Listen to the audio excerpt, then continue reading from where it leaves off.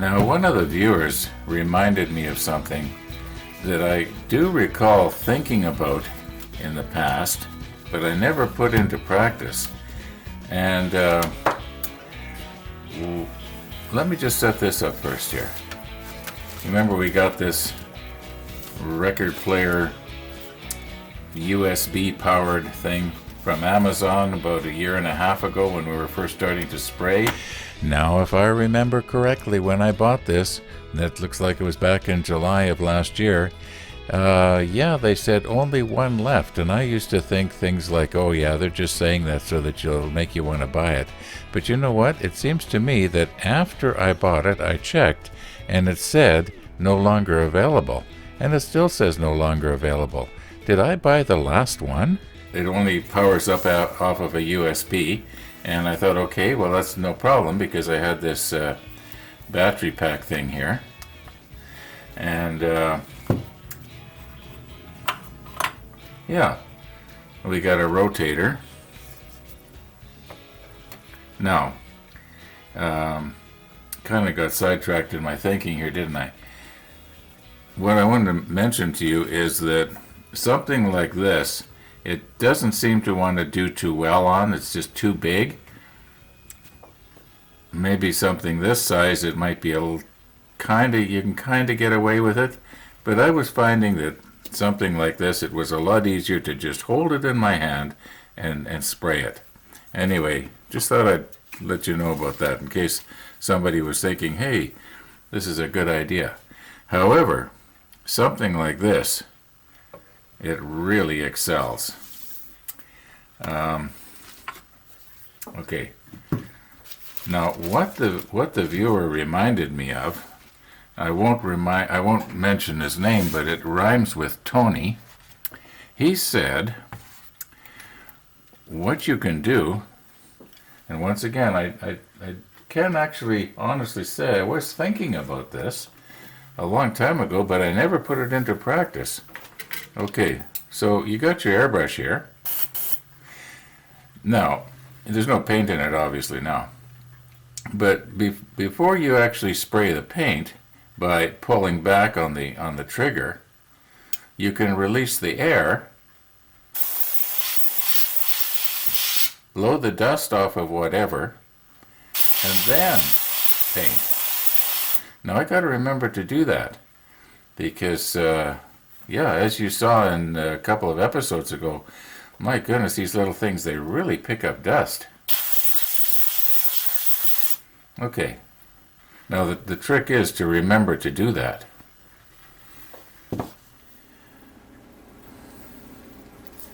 Now before we shake this up, you know how I'm always failing to thin my paint out. Now I know I did thin this out before because I put a T on it for thin. I can't remember what the last time we used the 66 was. It was probably on the Bismarck for something. And we'll just give it a few drops here, just a little bit, not very much. As I say, it's already thinned out, so. Okay, I'm going to go shake that up.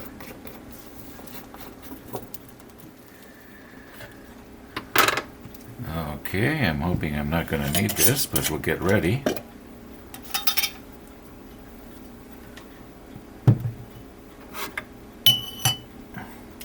Now, I have this all shaken up in my heavy-duty paint shaker, so I don't think we need to do too much shaking.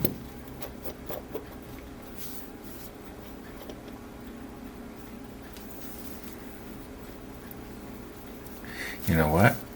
I gotta put on my gloves here. Where are they?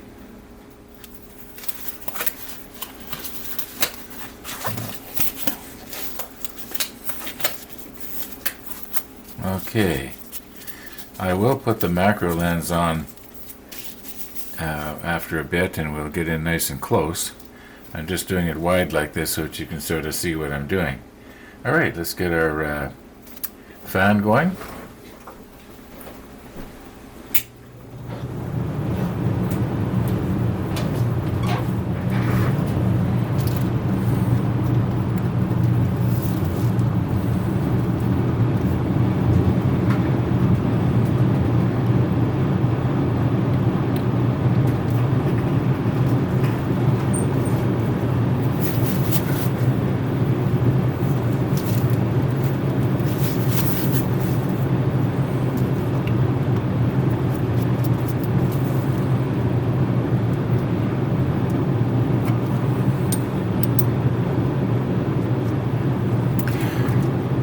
if I mentioned it, but we're at about 25 pounds pressure right now.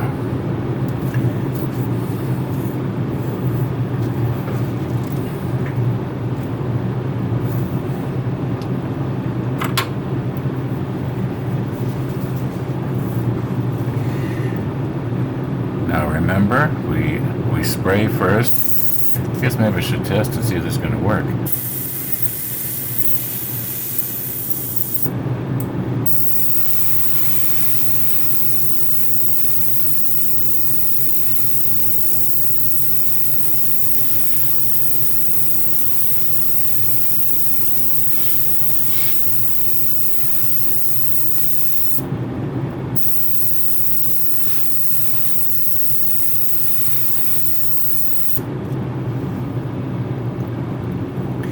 Okay, we'll stick the macro lens on.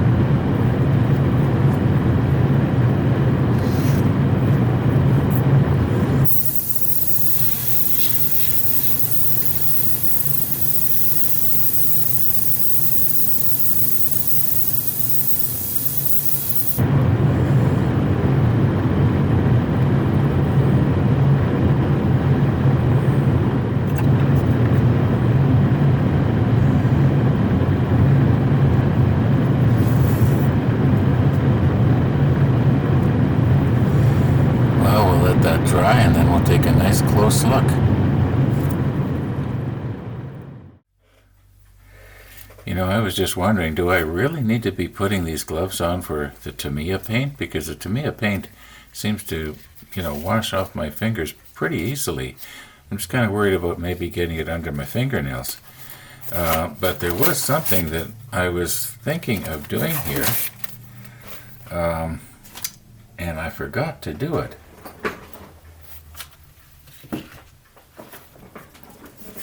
Okay, now, is there any other small parts that maybe we should have painted at the same time, the number 66? Yeah, like this thing, for instance. Now, Sergey sent us another picture. I'm going to show it to you in a minute. And this piece, or maybe it's the one on the other side, actually shows up in his photo. And that's what made me think of it.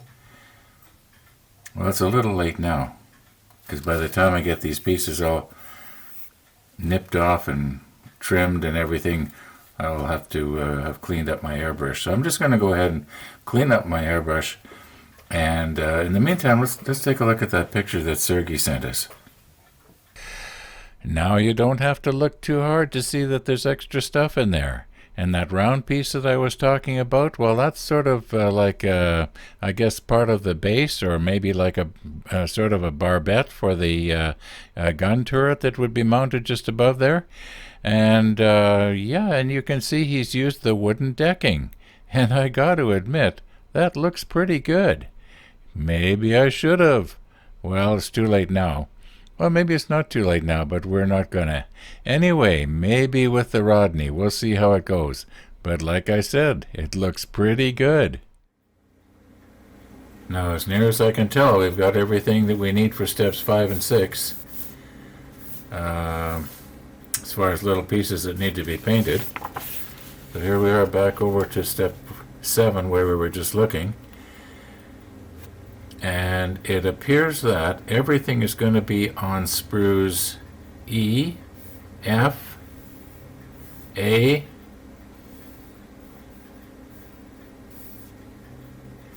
okay, E, F, and A. So I'll have to dig those out. Now a couple of things here. One of the viewers had asked me, what do I use to clean my airbrush? And I usually just use the isopropyl 70%. However, I was thinking afterwards that I will sometimes take the nozzle, this part right here, and I will soak it in this stuff here. And what I do is, I don't know if this is actually any better than the isopropyl, but it was sure a lot more expensive, so it must be, right? Anyway, where's the pipette here?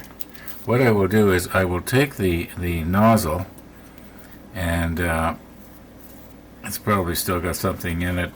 I mean, the pipette has something in it, and I will very, very carefully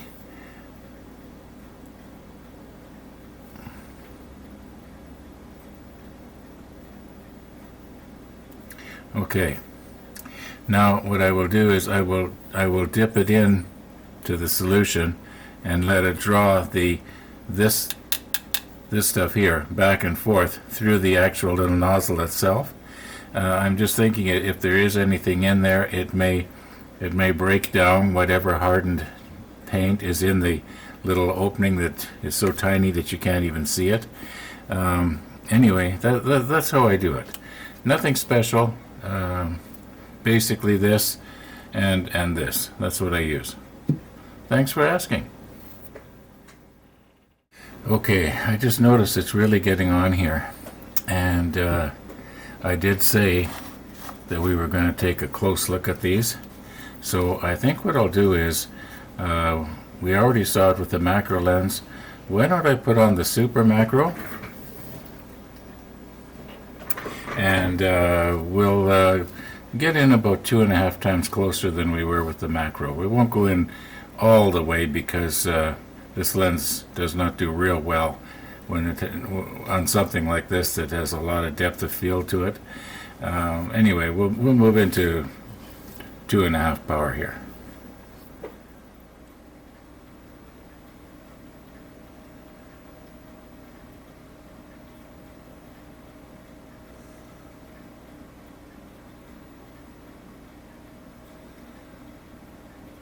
Uh-oh. I'm noticing a little bit of brass glinting through there. Not very much, but just a little bit. Well, let's look at one of the bigger ones.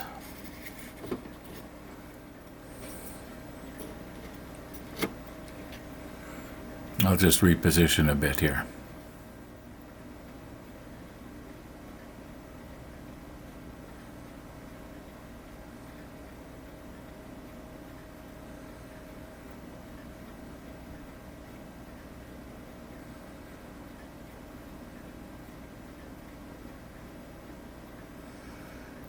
You can see the CA glue where it built up there between the flange and the side of the spool.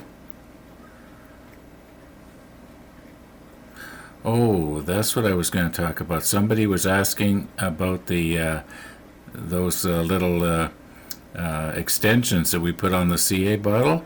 Were they plugging up? Well, it's about 24 hours now since we used them. Let's just check. Okay, this thing here is almost empty. There's just a little bit in there. I should add more. I do have a larger container of the thin. However, yesterday I was a little bit concerned about I'd seen a little bubble right here. Well, it does appear to me that little bubble has crystallized. I don't know if we're going to be able to get anything past it or not. I haven't checked yet. I'm going to put the macro lens back on and get in nice and close, and we'll see if we can get anything to go past that.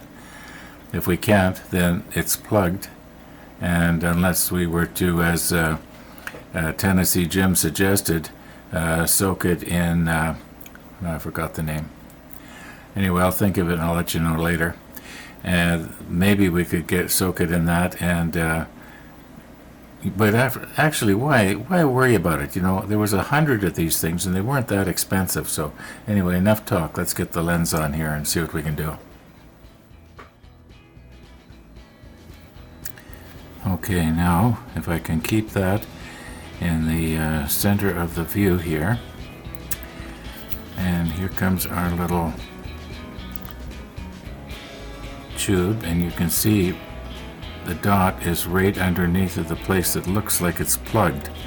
Now this is going to be kind of hard to hold down here.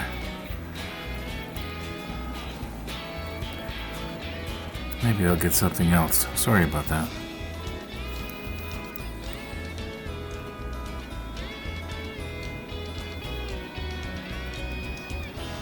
Okay, now are we going to be able to get it to flow past there? Oh yeah. Oh yeah, there we go. All right. Well, it lasted for 24 hours. Here in Canada, there was a couple of guys who had a comedy show, a long time ago, back when I was young and handsome. And their name was Wayne and Schuster. And they used to sing a little song at the end of their show. Can't remember exactly how it went, but part of it went something like this.